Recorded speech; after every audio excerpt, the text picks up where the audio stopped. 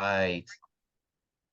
So let's get started on today's webinar, Wellness and Well-Being from the Ayurveda Lens. I'm Ankur Patel, Director of Advancement for Hindu University of America. It's my pleasure to be hosting you today.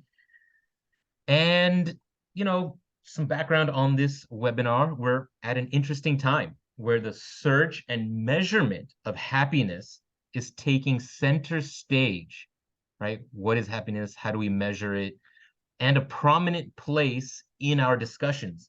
Unfortunately, the reasons for the same are not positive or optimistic, right? The rise in mental health issues is a concern from children to old age. As a species, we have made tremendous technological advancements. However, as a civilization and a culture, we need to take a pause and introspect. So we're going to do that in today's webinar with some real nice experts. Today, we're going to go into what is happiness and well-being from the Ayurveda lens. Our aim is to shed light on the profound impact an Ayurvedic health counselor can have on an individual's happiness, health, and overall well-being. Furthermore, we'll explore the concept of chakras, which are the 7 energy centers within the human body. These chakras play a pivotal role in influencing our physical, emotional, and spiritual health. In both Ayurveda and yoga, the understanding and balancing of these energy centers are considered fundamental. Chakra healing as a practice seeks to harmonize these energy centers, ultimately promoting a state of holistic well-being and enhancing one's quality of life. So our moderator today is going to be Dr. Mahadevan Sitaraman. He's a faculty at HUA. I'm glad to work with him on a regular basis. And he's been working on setting up the School of Ayurveda in Integrative Healthcare at HUA. Dr. Mahadevan Sitaraman, Mahaji, I call him for short. Glad to have you on. And our special guests, our panelists, I'll start with an introduction of Dr. Mala Kapadia, who is a PhD, is a director, transdisciplinary research initiatives at the Anadi Foundation. She was professor and director at the Center of Wellbeing and Wellness at the Rashram School of Public Leadership at Rishihud University in Sonipat. She's the founder of Human Potential Consulting, named Tame the Monkey, grateful to gurus, an initiative by Indica Academy, grateful to gurus, an initiative by Indica Academy, selected Dr. Mala Kapadia as one of the gurus in 2023, inspiring young minds in ancient wisdom. Dr. Mala is principal investigator for IKS Research Project, MOE, JOI, in the field of well-being and happiness based on Ayurveda. Her career has been through research, education, journalism, human resources, and consulting. She's done it all.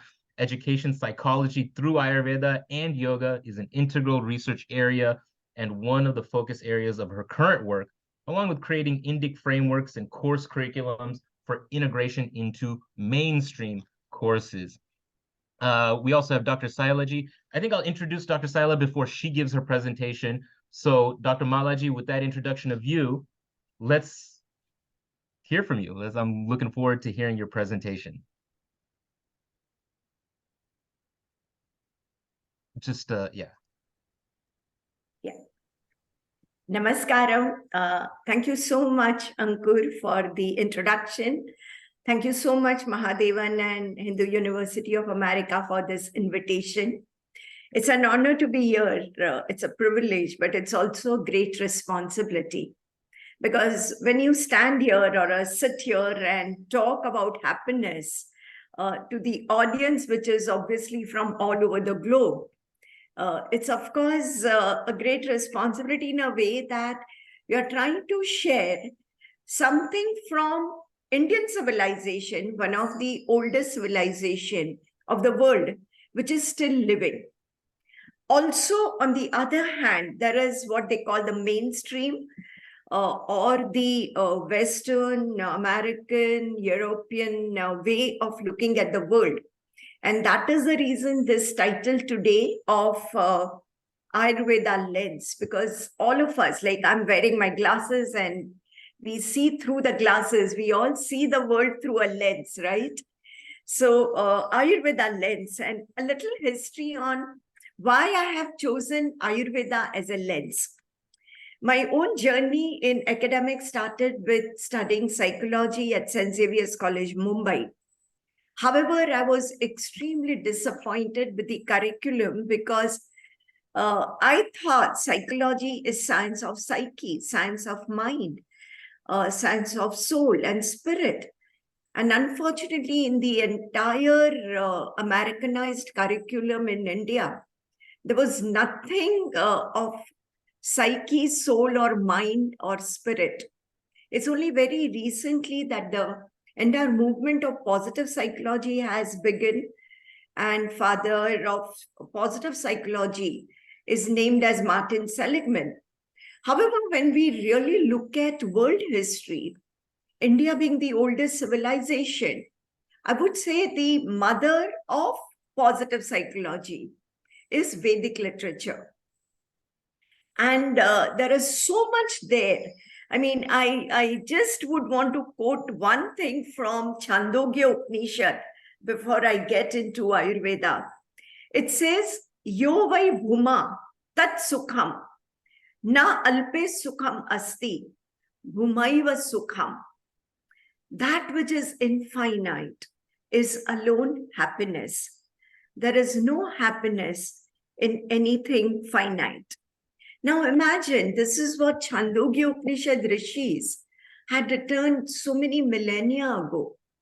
And today when we look at a very tiny country of Bhutan, our neighbor, and culturally very connected with us, create this shift nationally, internationally, from GDP being the center stage for any country to gross national happiness survey. However, I realized when I was reading their happiness survey that Bhutan is going back to its own roots, the cultural roots, the spiritual roots. So why not we at India? And that's where my background in Ayurveda helped me look at how Ayurveda defines wellness, well-being, and happiness. I realized that Ayurveda being the Upaveda of Atharva Veda. Upaveda means it's come later and it's come out from Atharva Veda. Ayurveda defines, and I think that's one of the first science to define health as a construct in a very holistic way. When we look at the Western definition of health, it is absence of disease. I mean, there's still not, I mean, I've done so much research on the wellness, well-being literature which is available from the West, that I realized that, oh, there is no positive construct of health. In fact, they are even questioning, can there be a healthy person? And this is where Ayurveda gives a very holistic, psychosomatic, spiritual, integrated definition. Samadosha, samagnisha, samadhatu malakriya, prasanna atma indriya mana, swastha ityabhidhiyate. Swastha, that's the Hindi or Sanskrit word for a healthy person. So someone who's steady in self, he or she alone can be happy. And what do they mean by, what do the rishis or the Vaidyas of olden times, they mean by swastha? They say that all our bodily and mental processes have to be balanced. And only when they are balanced, not only the body and mind, but our Atma, our soul, our spirit, they all have to be aligned. And that is what creates meaningfulness of purpose in life, which gives us wellness, well-being. And happiness is a result of this wellness and well-being. Because unless you are well in body and you are experiencing well-being in the mind, your happiness cannot happen, in its own. And that this very integrated definition of happiness from Ayurveda made me go deeper and do research. And that's when I realized that not only the alignment of body, mind, and Atma is there, as a basic foundation of happiness, but sustainable happiness. So Ayurveda doesn't just talk of, I had a candy happiness, right? That you enjoy something momentarily, you are in a happy being state, but the next moment you go down into depression. And that's the unfortunate part, how happiness is being defined by external possessions, by pursuit of happiness. I mean, the word itself says that you have to go outside yourself in search of happiness. However, when we look at Ayurveda, Ayurveda says happiness is within. And how do I look within? And only when I look within, it becomes a sustainable happiness. When we look at the United Nations sustainability goals, we realize that a lot of them are far away from being achieved. And one of the reasons is that the way we define sustainability in Ayurveda or in Vedic literature is the missing link, which if we connect, I'm sure the whole world will be able to achieve United Nations goals in a very short time span. The word sustainability itself, when we look at Sanskrit or Vedic literature, comes from the word dharma. Dharayati iti dharma. The word dharma comes from the root dhru, which means to hold, to sustain. And therefore you realize that unless there is dharma, sustainable practices guiding you in your life, becoming the driver of your life, you cannot achieve happiness, wellness, or well-being. So that becomes the first premise of Ayurveda, where it becomes a lens which gives you a worldview and a self-view.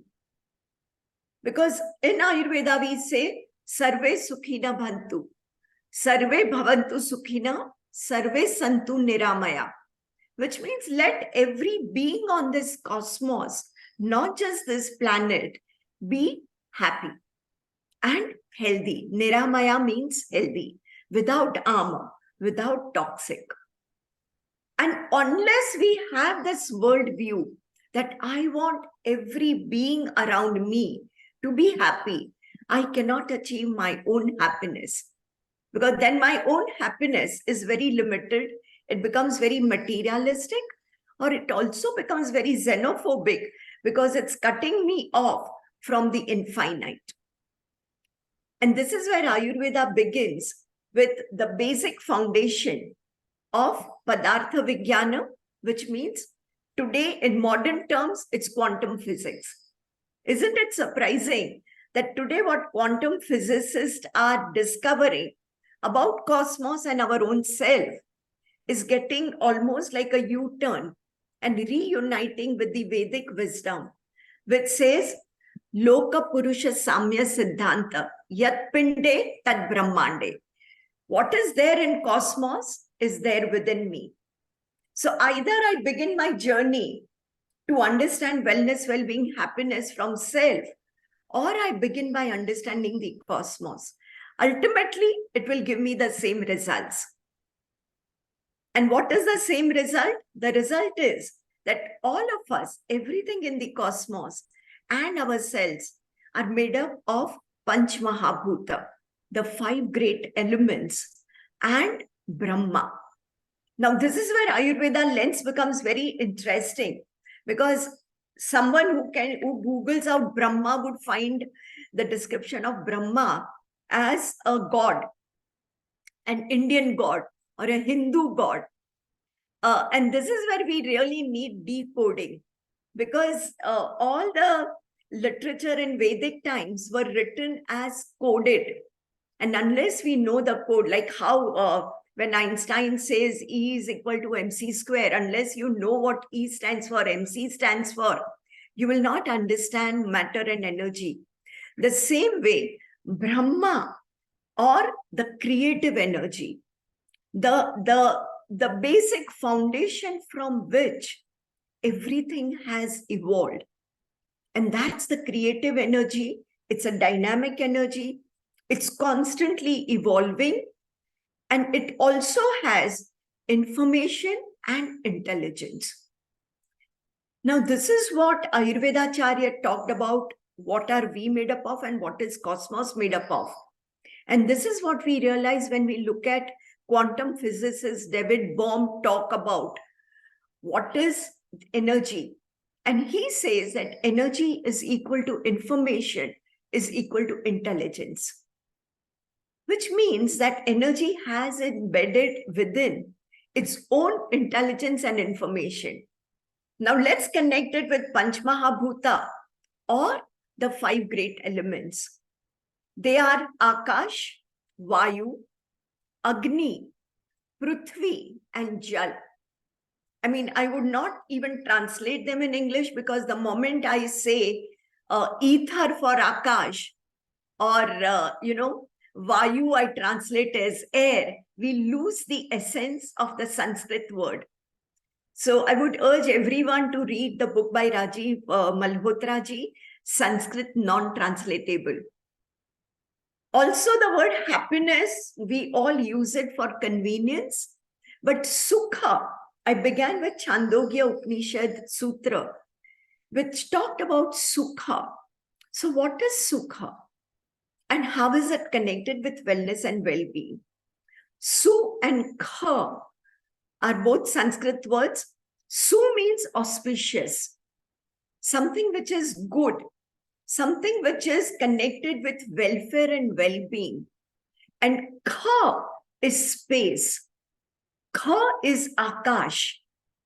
Kha is the environment, which means that the environment where we live, unless it is auspicious, unless it is beneficial, unless it is, it has that well-being and wellness as a field, I will not be able to experience sukha.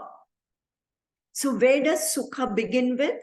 As Ayurveda's definition of a healthy person begins with body, first sukha is in my body, because I live in my body. And therefore, my body has to be in optimal health. Unless I'm experiencing wellness in my body, I will not be able to experience health, happiness. The second space, or the curve where I live, is my manas, or my mind. Again, mind is a very limiting word, where manas is a much broader term where we live. We all know that we are more in our, not just the head, but manas, which is spread all over our body. We are more in our thoughts and emotions. What we perceive in the outside world is also through the lens of our own manas. And therefore, my manas has to be, again, in a su space, which means it has to be clutter-free, it has to be disease-free. And today we realize that mental health, as Ankur rightly said, is one of the biggest challenge to the world. It's almost like a pandemic, right? I mean, every person we meet is experiencing some anxiety, some depression, some sadness, anger issues are rising. We see young kids getting into violence and rage. We see a lot of youngsters getting into suicide. And therefore, this is a very, very alarming signal that our manas is not experiencing sukha. If manas was experiencing sukha, as Ayurveda says, prasanna atma indriya mana, swastha ityabhidhiyate. So the healthy person experiences sukha or prasannata even in the manas, not just in the body. And this is where if we stop, right? I mean, we say, oh, I'm made up of my body and my mind, only two things. And I can be happy or I can experience sukha. But no, sukha goes much beyond just body and mind. Because body and mind ultimately are only the instruments of our spirit to experience life. And this is what the Vedic or Ayurveda lens is. Why are we all here? Why am I even living? Why do I have a life which is called Ayu in Ayurveda? And therefore, we realize that Ayu in Ayurveda is described as an instrument to fulfill. And this is where what today positive psychology talks about, meaningfulness, flourishing, etc. Right? Having a purpose, having a calling, having a vocation, to be happy.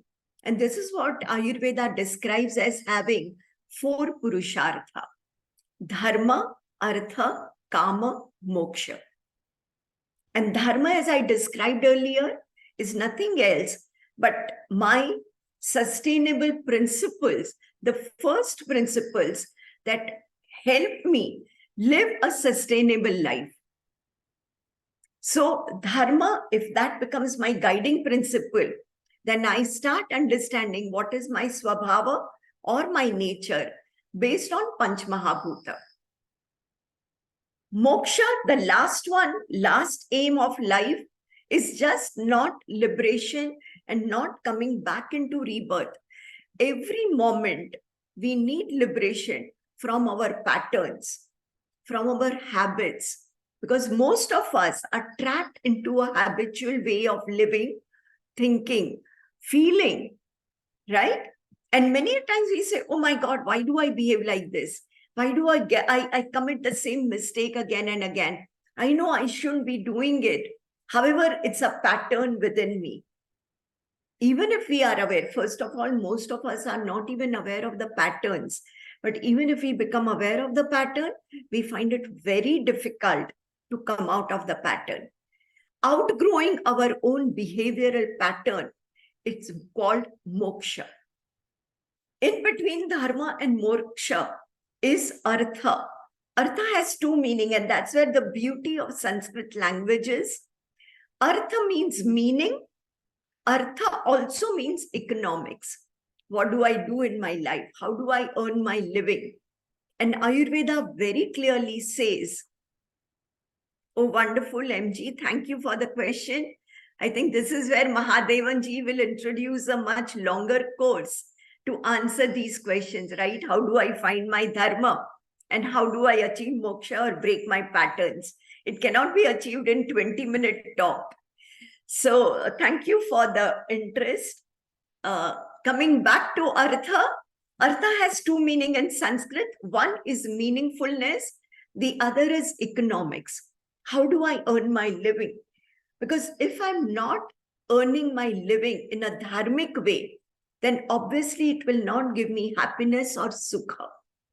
Because somewhere, either I'm getting into ecological disaster, I'm creating unsustainable practices in the world, my business practices are unethical, then I cannot be happy. The third one is kama. Kama again has various meanings, but as a purushartha or as a driver in our life, kama means desires.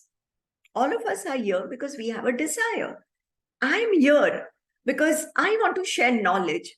All of you are here because you want to learn something. Collectively, we want to create a happier and a healthier world, right? We want to leave a legacy for the next generation. This is karma.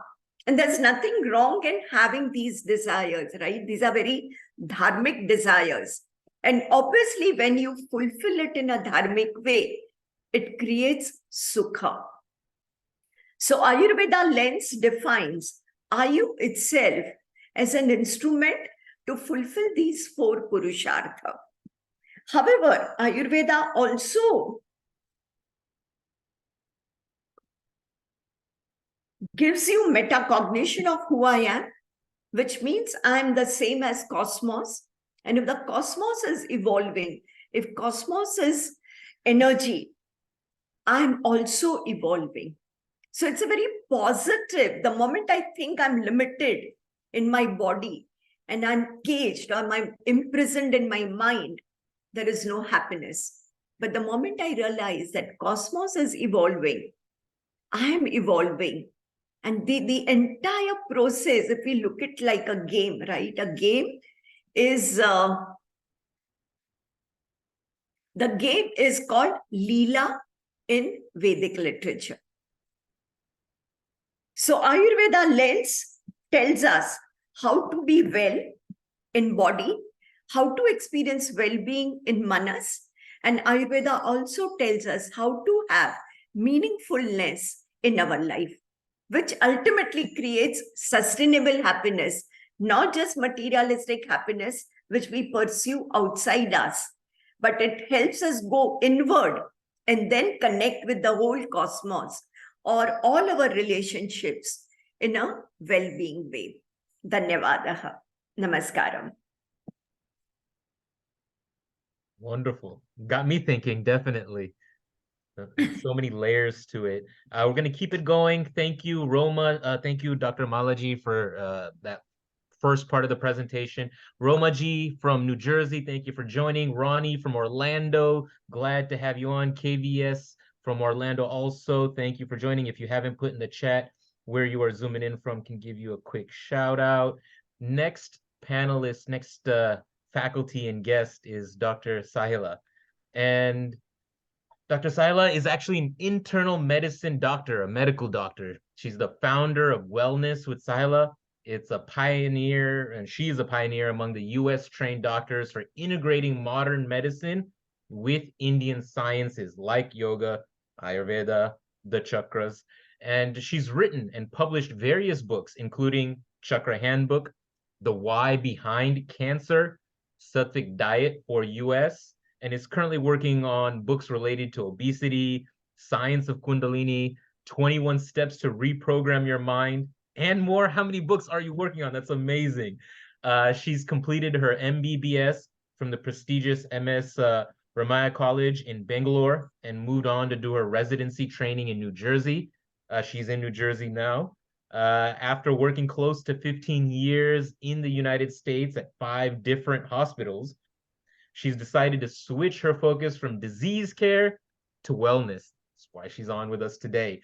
By combining her experience as a physician along with her research on Raja Yoga and particularly on yoga chakras, she has helped hundreds of people reverse their illnesses and achieve wellness. Dr. Sailaji, glad to have you on. Can you adjust the camera just a little bit up? I think we've got the back of your monitor showing up. Yeah. A little bit higher. A bit higher. Yeah, great. All right.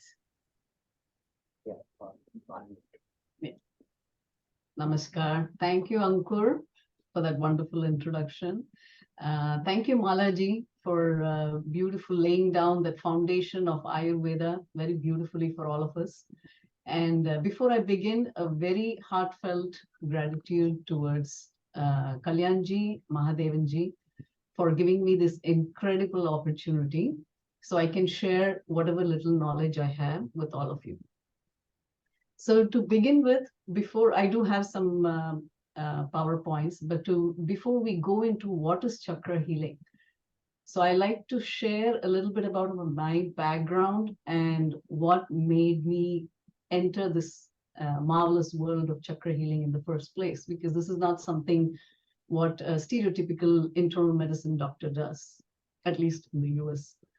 So I was practicing internal medicine for more than a decade in, like how Ankur mentioned, in various hospitals. Everything seems to be going fine. And then boom, there was a sudden downturn in both my parents' health. Where do I share the screen? Yeah, I want to share the slides. This one. So they had a sudden downturn in their health. And my mother was diagnosed with brain cancer. I lost my father suddenly. I went into depression. So I was started on 3 different antidepressants to begin with. And I was in my mid-30s. And it made me okay initially. And then the side effects started showing up. I was gaining weight. I lost hair. I was having thyroid problems, sleep disturbances, and so on. So like all, like Kalyanji and the president of HUA often says, all our Indian sciences lead from ignorance to wisdom. So I was very ignorant when I began my search. So when I was suffering with these and still struggling, I could not accept the fact that I have to live like this for the rest of my life. And I started inquiring, and this search for inquiry led to this fascinating world of chakra healing. So when I started to, fortunately, I was already practicing the traditional asanas, but not so much in depth like what I do now. So I started reading up more about books of chakra healing. I became a seeker. And that's when I realized that I had a blockage in my Swadhisthana chakra. So I started practicing methods to heal. And within a few months, I slowly got off all my pills. It's been 5 years since I have been 0 pills. And not a single day have I felt, yes, I need to take this pill today. So that is the effect of chakra healing. And space, let's do the next slide.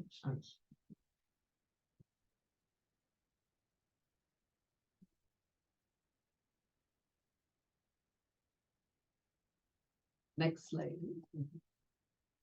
So inspired by my transformation, I decided to write a book, the Chakra Handbook. So this is, I would say, if I'm right, this is one of the first book written on chakras by a doctor trained in the US.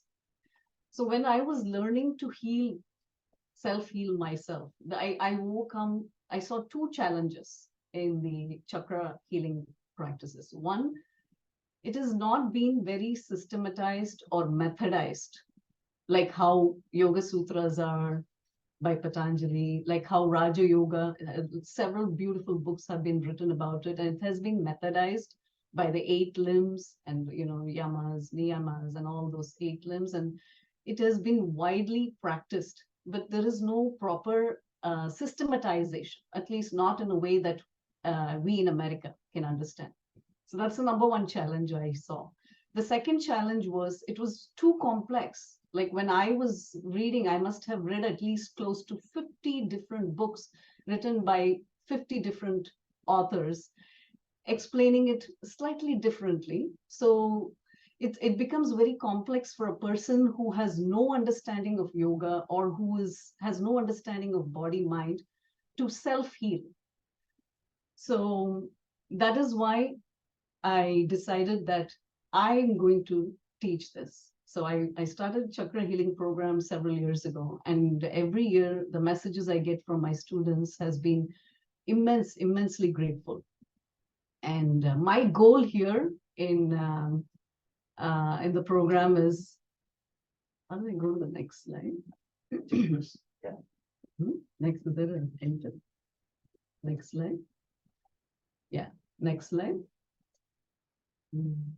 Okay. Show me all the slides.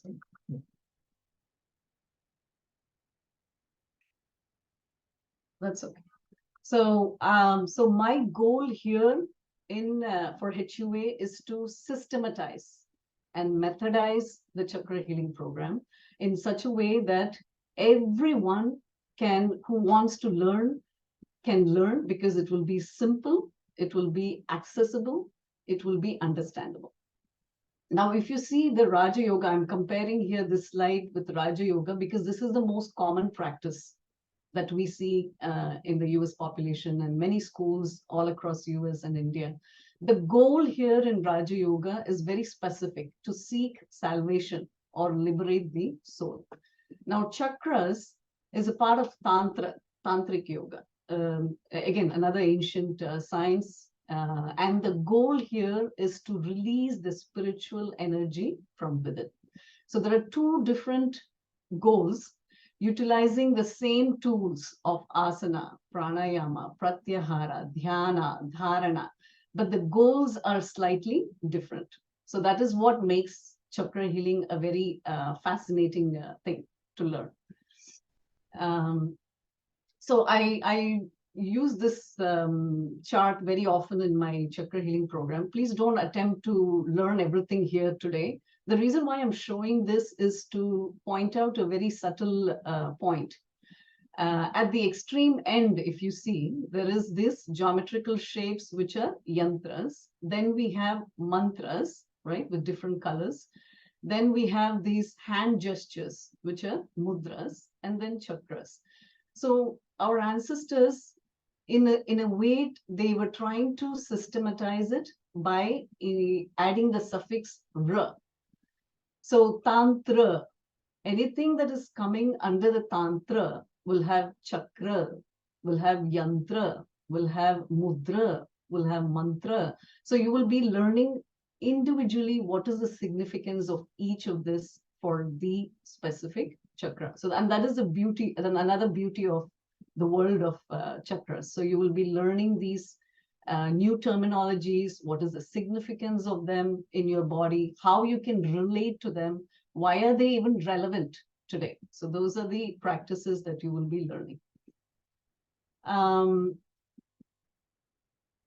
Another very fascinating thing that I personally, as a doctor, like to teach about chakras is the relationship of our endocrine organs with chakras. So if you see this central line here, this is the Shushumna.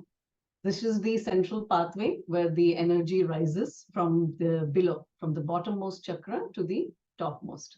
And if you see how beautifully it is arranged with the correlated with the 7 endocrine organs. So if you know a little bit about endocrine organs, they produce hormones. The hormones don't act locally on the gland. They act on a distant site. So say, for example, the ovary, the second one, that is the second chakra. Ovary is related to the second Swadhisthana chakra. And everyone here must know ovary produces estrogen. Now, estrogen does not act only on the ovary. It acts on the uterus. It acts on the breast. It stimulates lactation. It does sexual stimulation and so many other organs.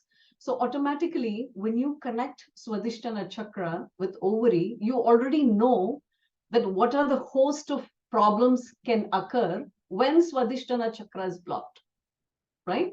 So you are able to correlate these beautiful synchronicities with your mind and body. So what happens when you have such synchronicities, right?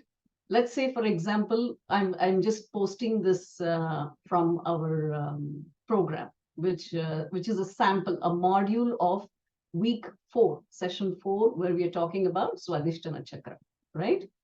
Now, we choose this time, which is convenient to all time zones. It begins at 9 p.m. Eastern for me, but it can be 6 p.m. for Pacific. For India students, it is 6:30. So we wanted to, accommodate as much possible different time zones so everybody can be benefited.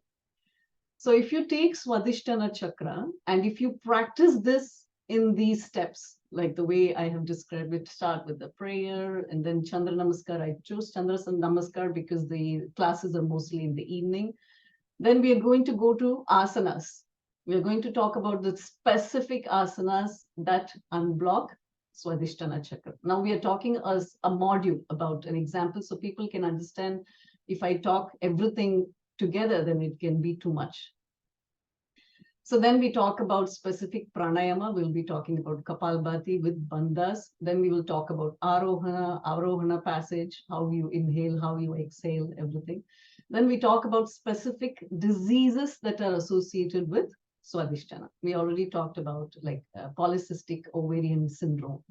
Now, this is the #1 cause of infertility today, not just US, all over the world.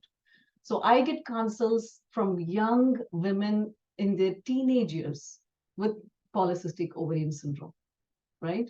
And in modern medicine, I know that the only treatment even today is giving more hormones. And what am I doing by giving hormones? I'm just adding to the already existing burden of hormones. Because why does polycystic ovary happen? because there is an imbalance between the estrogen and testosterone. And when I'm giving estrogen or hormones, I'm just making it more worse, or I'm masking the symptoms, and it is not going to cure. So these are the things that we are going to be addressing. When another very important advantage of healing like this from each chakra is, notice that in this you have also irritable bowel syndrome, you have bipolar depression, you have sexual identity disorders. So if you have one illness from a particular chakra blockage, you have a potential to develop another illness from the same blockage. Why do I say that? Because 30 to 40% of polycystic ovarian syndrome women also have irritable bowel syndrome. Now, irritable bowels, if you know, is like alternating diarrhea and constipation, and that is also in the same subpopulation, young women. There is no treatment, definitive treatment. We give antispasmodics for women like this. And we advise them, follow a healthy diet and yoga and all that, the normal physical therapy and things like that. So all those things can be incorporated in a more methodical way here in chakra healing. Now, another advantage of doing this is you are not taking individual pills for individual illnesses. Let's say you already have polycystic ovarian syndrome. And if you are doing chakra healing, automatically you are going to work on your bowels.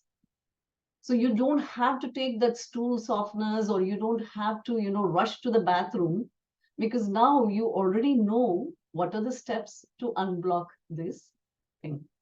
So that is the beauty of chakra healing. So we can talk about like this, I can go on and on about each chakra, how the illnesses are correlated, what are the synchronicities, why they occur together, which hormone is blocked. And those will be in the handouts here. We have you'll be getting assignments in every session. You'll be getting plenty of handouts, podcasts that I talk about every chakra, and books, beautiful books that I recommend. You can read my book also. It's available on Amazon. That's a very small book, less than 100 pages. I usually like to write small books so that people will have time to read, because we're all in the fast-paced world, and it's hard to keep in touch with the science and update ourselves. So this is the beauty of the program.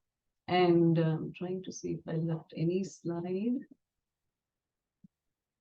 So in this way, you are going to be learning how to self-heal yourself.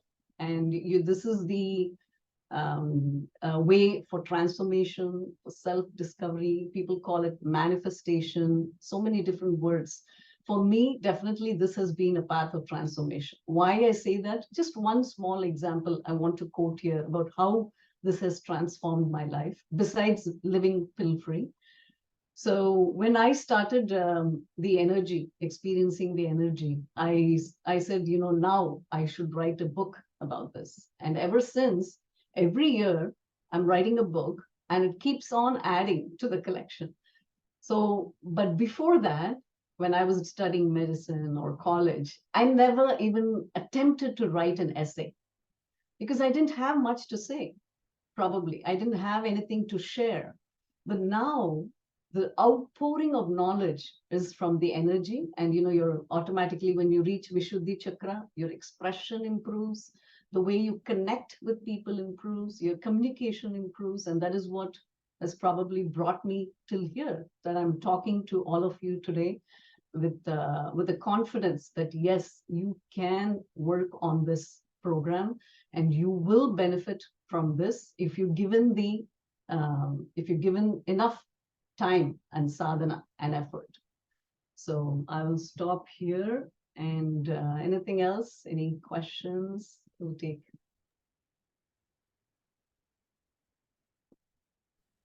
Yeah, Mahaji is gonna kind of moderate the Q&A part. Sure. So if you want to Thank you, stop sharing, Dr. Sailaji. Yes. Can you let me share my screen for a minute, Ankur? I'll stop share. Yeah, I'll stop share. Sorry.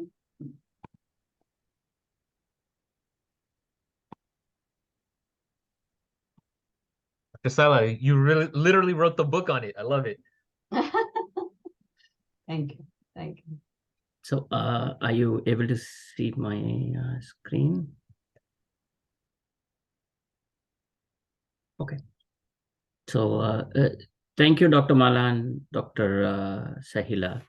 I just wanted to kind of summarize, bring it to a close, and then move on to the Q&A section.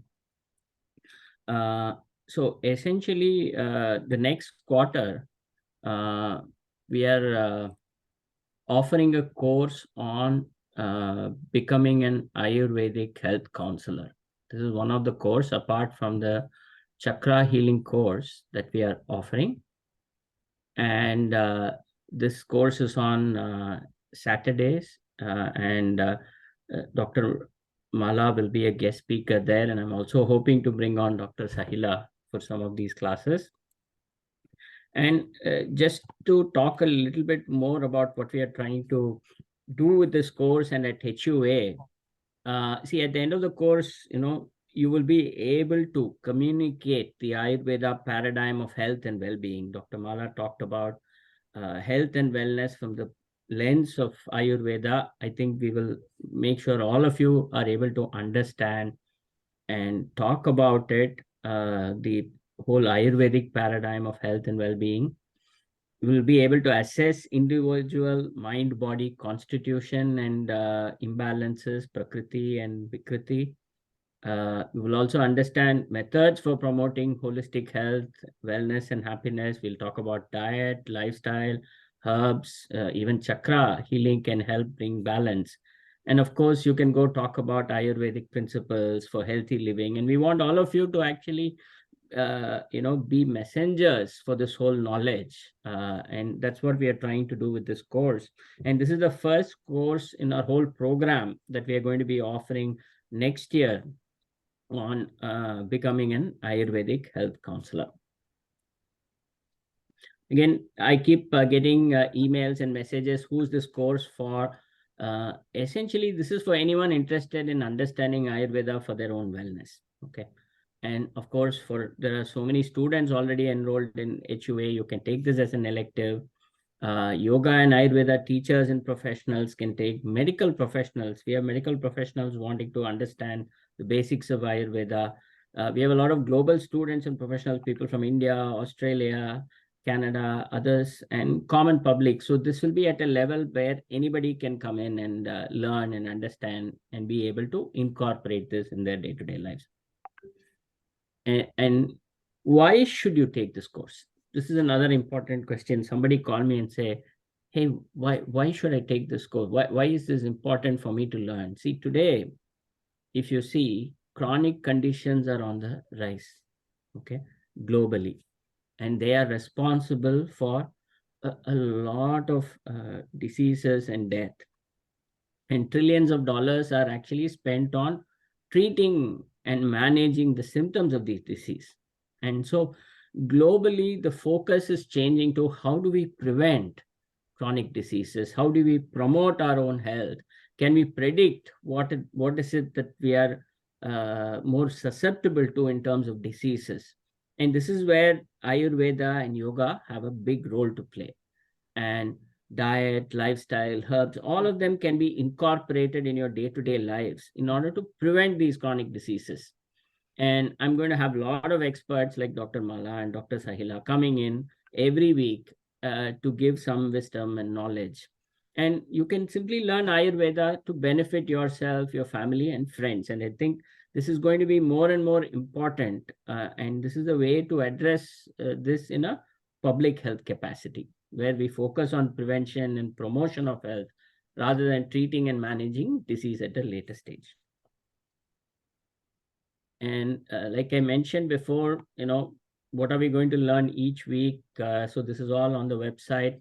And I'm going to have different experts. We have Dr. Vivek Shanbag, Luvena Krishnamurti ji, who has another course here. Dr. Pushkar Ponch is going to talk about Ayurveda anatomy and physiology. Dr. Rupali Panse is currently also offering a course on Ayurveda nutrition. Raja Srinivasan from Maharishi, he will basically be talking about Ayurvedic herbal medicine. Dr. Chandra Reddy is a modern medicine doctor again, like Dr. Sahila. He'll be talking about assessment and diagnosis. Dr. Ashlesha Rao, because Dr. Mala Kapadia is going to talk about Ayurvedic psychology and mind-body practices. We have Dr. Vandana, and I'm also going to bring in some of the students who are Ayurvedic health counselors who have learned Ayurvedic health counseling, and we'll get their perspective, how they are doing, how they are incorporating it in their lives. And so this is the plan we have for this course. I'm very excited. This is being offered for the first time. So feel free to reach out, register, and ping us for any questions. Before I close, I just want to say, see, what I'm showing is the new paradigm in medicine. It's called the whole person health. Earlier, everything was doctor centric. You used to go to the doctor, whatever the doctor said, people used to listen and incorporate, right? But the whole paradigm and even Western medicine is changing to this whole person health, where the individual is actually doing the work of healing. The doctor is only helping or aiding or assisting this process of healing. And the ecosystem is actually required for health restoration, not just your doctor, but your family, your friends, your environment. And this is the new paradigm of whole person health that is being talked about in modern medicine. And if you look back, Ayurveda was the original whole person health system. A Vaidya used to know about you, where you work, what you did, everything that you went through in your life. They used to take that into account before managing any disease, symptom, or condition, right? So I think this knowledge has been there all the time, and we've started losing this, and that is where we wanted to bring more focus and maybe make sure everybody understands and orients and incorporates it into their day-to-day life, because this is just going to be a way of life and not just something that you actually go and see a doctor for. So anyway, I wanted to close with this and stop here and maybe take some questions. Please post them in the Q&A, and we can have another 10 minutes or so for questions. Great. So please put your Q&A or your questions in the Q&A box. I've linked the two courses. There are two courses. One, Chakra Healing with Dr. Sahila, and the Ayurvedic, becoming an Ayurvedic health counselor, as Maji kind of outlined. Romaji's asking, what's the tuition? The cost for the individual courses are in this link. What are they? $200, $300 for the Chakra Healing? Credits. Yeah, and $300 for both. one credit. Yeah. So that's the cost. See, there was a question I got earlier for Dr. Mala on Ayurveda for mental health. Can you talk a little bit about that? That was the question. See, as Ayurveda sees psychosomatic wellness as a one unit, right? Now, the word mental health itself is very confusing when we look at today's language. Mental health is depression, bipolar, a lot of other mental issues. Mental diseases are called mental health. But in Ayurveda, the swastha, or the health of mind, is seen as living in sattva, and rajas and tamas as energies. There are three energies: sattva, rajas, and tamas. And rajas and tamas, when in excess, without the control of sattva, they become mental disease. So in Ayurveda, any emotion is good, but the moment we start experiencing that emotion beyond a certain intensity, or if we get stuck in that emotion, then it becomes a disease. And it goes back to your body. I mean, if Ayurveda was the first science, I think, to realize that gut health is connected with mental health, So if we don't have a right digestion, then obviously your mental health will have issues. So whether it is depression, whether it is suicidal thoughts, whether it is rage or anger issue, it ultimately is connected with body and mind. And I'm so grateful to Dr. Sahila for sharing her story. I'm a Reiki grandmaster myself, so I do understand chakra healing and how it works.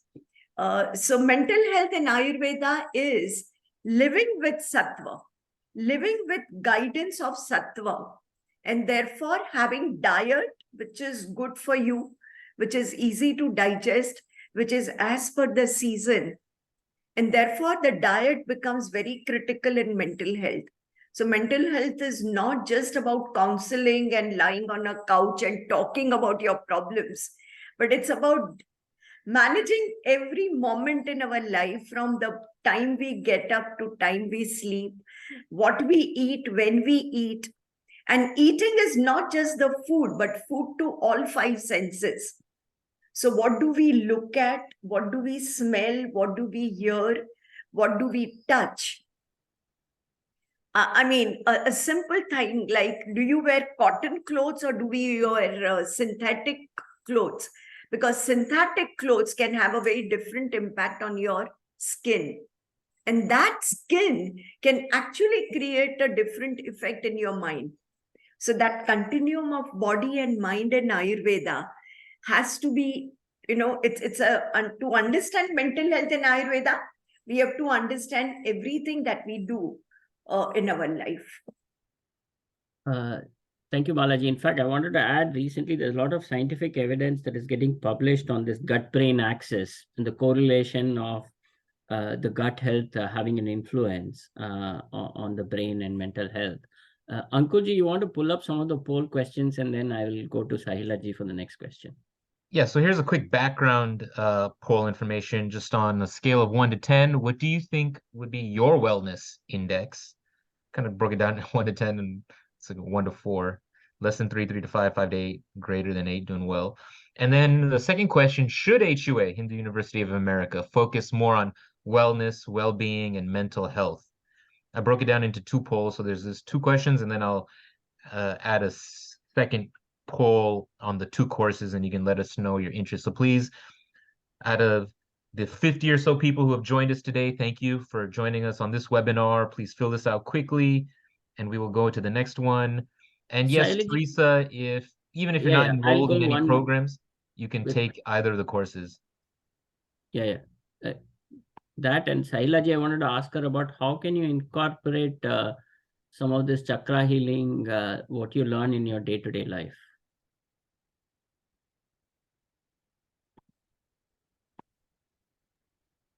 Yeah, thank you for that question.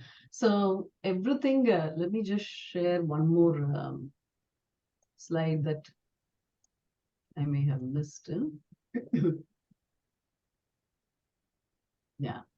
So this slide, if you look at it, I may have missed sharing it in the beginning. So the first chakra, again, like how, it is related to social and psychological illnesses. The second one is related to infertility, which is what we were talking about in Swadhisthana chakra. Manipura is related to the metabolic illnesses. So this is 50% of the office going problems. The people who come to the medical office are 50% metabolic illnesses. Then we have Anahata, which is cancer, autoimmune illness. Vishuddhi chakra is thyroid problems. So if you see, the bottom 3 chakras are where our daily problems come from. Depression, those are the Muladhara chakra. Swadhisthana chakra we already discussed, and then the Manipura chakra, which is where Malaji had beautifully said that we have to become sattvic. So here then we will be talking about sattvic diet, not just diet, but sattvic personalities, sattvic thoughts. So when we say metabolic illnesses, people still not able to relate to what are these, why is this so common? So the main culprit here is, of course, the lifestyle. So all the lifestyle illnesses that we see in the US, starting from obesity to diabetes, hypertension, high cholesterol, fatty liver, gastritis, pancreatitis, So you can go on like this with all the inflammations that we see in the abdominal area. So those things can be brought down to minimum with just doing daily yoga, meditation, and following the sattvic diet. So those are the ones that we want to incorporate on a daily basis, like, lifestyle, to prevent these lifestyle related illnesses. And is that a specific, is that an answer, or is there any specific question you wanted, Mahadevanji? No, this is good, and I think they can join the course and they can get more details. Yes, more specifically, yeah. So the Manipura is like the big chunk of where I see lots and lots of problems with health, particularly in US. And American Medical Association is projecting that obesity is going to become 50% in 2030. That means we are not doing anything. Whatever we do in the medical offices are not going to cut it back. It is only going to become 50%. Now it is 43%. So every other person literally is going to be obese in America. And this is the sad truth. And unless each of us become an advocate to our health and take responsibility, start healing, these numbers are only going to increase, unfortunately. So that is one of my biggest reason to do this at a community level. Now I'm able to do this through the university level, to bring this awareness that these numbers are only going to increase if we don't understand where is the root cause coming from. The root cause we have to address. So that is the importance. I'll stop here. Yeah, thank you, Sailaji. I'll quickly answer a few quick questions. In terms of the course information is on the website, both the courses. Will you provide the information by email? Yes, we will send both the course information by email. The course is for 10 weeks. Somebody asked 11. The health counselor is 11 weeks. That's right. Oh, okay. Yeah. So we have that. And then someone's asking about the wellness question and the wellness index. Okay. So maybe let me share one slide on that in terms of, see, we wanted to see your understanding of wellness, and let me give you a brief, this is a slide to help you with this, right? When you think about wellness, right, your own wellness or somebody else's wellness, from an Ayurvedic lens, these are the signs of good health, right? Is your appetite normal? How is your digestion? And how is your urination? And are you able to empty your bowels? Do you feel light? In fact, after eating, do you feel sleepy or light or energetic? Because if you see kids, after they eat, they just start running around. They get energy. But as people get older, they get more sleepy. And so how do you feel? Then sleep. Are you able to sleep throughout the night without waking up? Or you wake up at 2 a.m. and say, check your phone and say, who sent me a message? So, and you have good strength and energy throughout the day, and your digestion is good, and your complexion. Somebody mentioned about Dr. Mala's complexion in the comments. Yeah, you can tell from the complexion of the people. You look at Dr. Sahila also, right? People I see who do yoga and all these things, there's a radiance about them, right?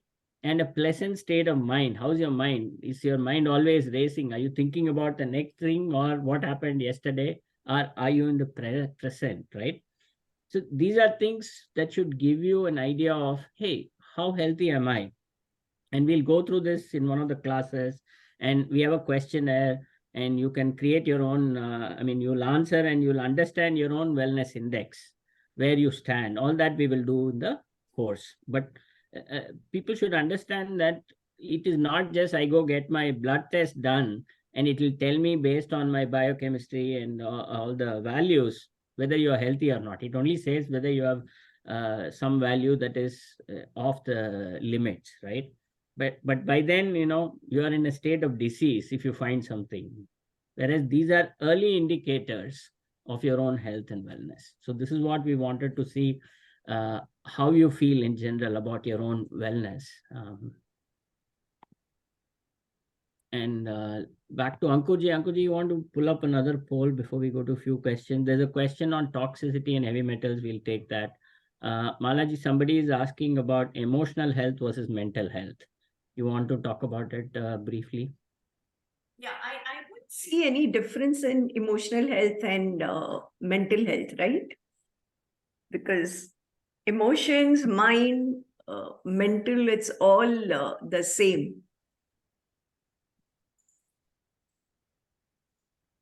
Okay.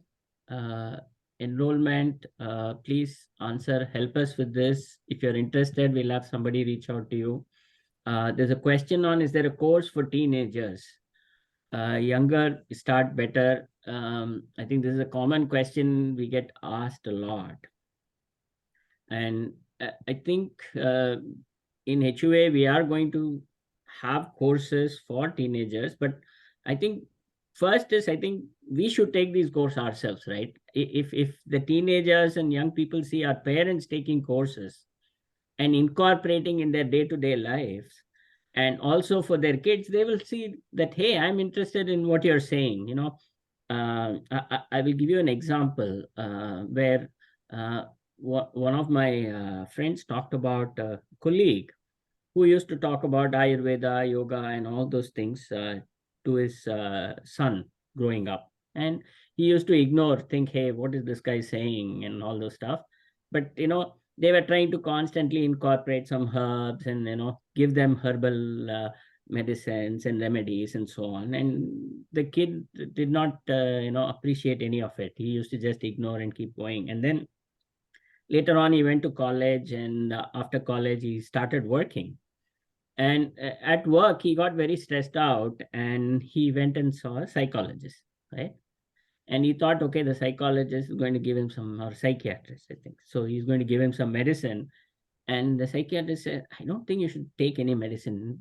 Maybe you should start with ashwagandha. The minute he heard that modern medicine doctor talking about herbs, he came home to his father and said, man, I've been ignoring everything you have been telling me all my life. And today I heard my psychiatrist talk about ashwagandha. So, I mean, this is where we are today, right? So I think as parents, I think we should first do it, incorporate it, keep talking about it. I think the kids, I think they will at some point in time want to do it themselves. Is what I think. But that said, we will look into some of these courses for teenagers too at HUA.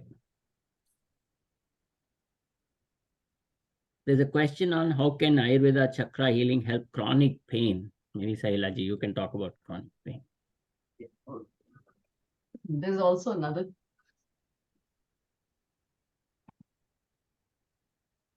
I think there is also another question about, show me the slide of this one. Somebody had asked a question about explain all the, some illnesses and all that. So a little bit of overview, and each of these, if you relate it to a particular endocrine organ, you know what hormone is produced, and if that hormone is produced inadequately or produced high, then what happens and what illnesses occur. That is what we are seeing here in this picture. So the Muladhara is commonly what I say is your father. That's giving you the grounding, right? He's your father, and whatever you associate your father with, your identity, your security, your foundation, those, and what happens when that foundation is shaken. And that's what happened, when I lost my father. So when that foundation is shaken, then you develop the first most important emotion. Emotional is fear. So when we talk about emotional health, the most important aspect of Muladhara blockage is fear. When that fear is becoming irrational, or it is becoming abnormal, so you develop into anxiety, you suppress your presence, you don't interact with people as much, you start going into self-pity mode, and those kind of illnesses you will see. So same thing with your Swadhisthana chakra. Like, that's why you see most of the illnesses that you see in Swadhisthana are common in females. Because of they have, even both male and female have estrogen, but females have higher level of estrogen. So you see PCOD, irritable bowel syndrome, uterine fibroids, very common problem these days. Uterine fibroids having irregular bleeding. Because of that, they're not able to conceive. And PCOD is very interesting. It not only gives issues with the feminine problems, it's also one of the 70% of those PCOD women have depression also. So that is another character of Swadhisthana blockage. So that's why, you can see bipolar depression in the second chakra, but in the first chakra, you will see unipolar depression. So in Swadhisthana, you will see always illnesses swinging between the two extremes. Bipolar, I'll be happy once, I will be sad once. Irritable bowel syndrome, I will be having diarrhea once, I will be having constipation once.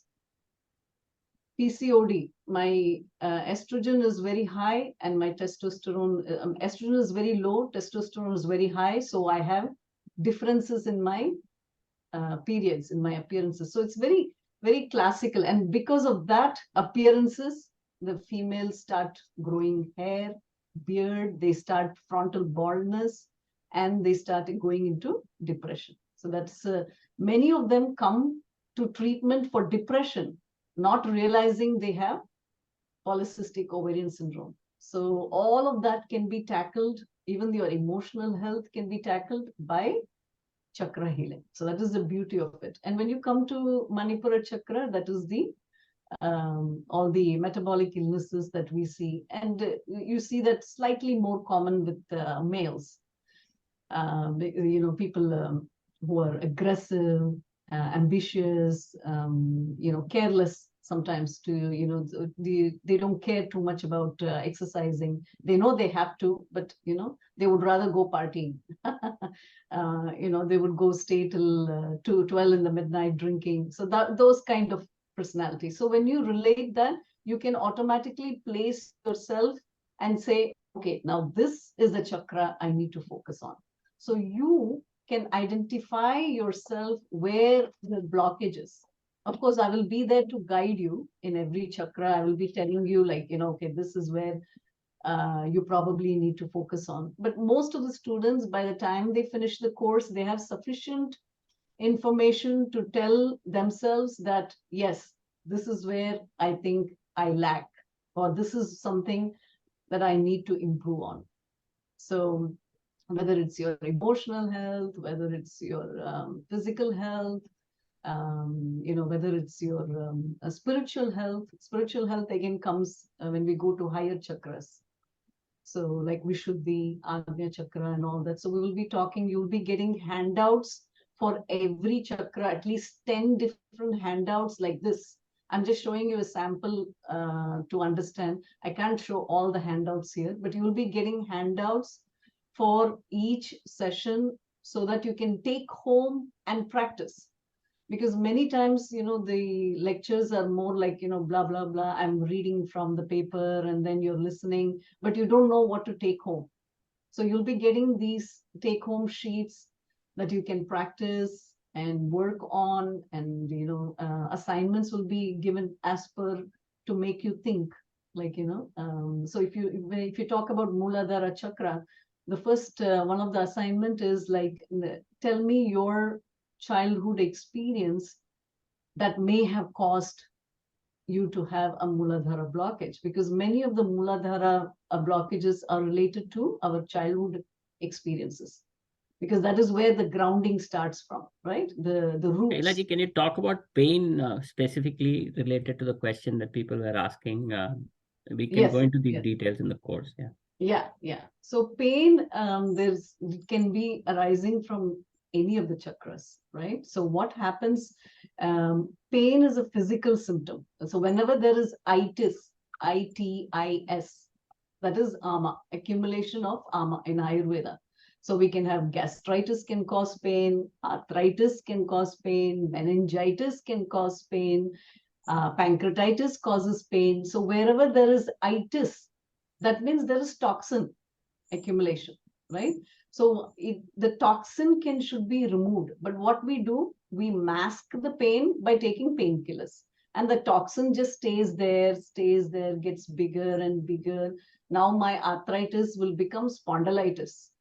Then it becomes sciatica. Then it becomes a bigger issue after some years, right? So it's very important to identify the exact source of where your pain is coming from, so you can address it when it is small. Basically, what it is saying is, hey, look at me. I'm having some problem digesting the toxin. So focus. So it's bringing your attention. It's asking for your attention. It's crying for love. It's crying for regeneration, basically. I think that is how I look at pain. So pain can be arising from any structure where toxin is or ama is accumulated. I mean, is that a reasonable explanation? Sure. Thank you, Sahilaji. I think Dr. Mala had to leave. I think we have run over by about 15-20 minutes. And I know there are a lot more questions. And please shoot us an email, because we all also have to wrap and leave. Feel free to email us or reach out to HUA if you have any questions. And look forward to seeing many of you in the courses that are being offered in the coming quarters. Ankuji, anything you want to say before we wrap? No, thank you everyone for joining this Ayurveda, the different courses, chakra healing, becoming a health counselor, so important. Thank you so much, Dr. Sailaji. Thank you, Dr. Malaji. Thank you, Mahadevanji. It's always great to have you on, and glad that you're leading this important initiative for us. And again, hope to see you in the courses, maybe the next webinar in person. Looking forward to continuing to building the Hindu University of America community. Sure. Thank you all. Thank you all.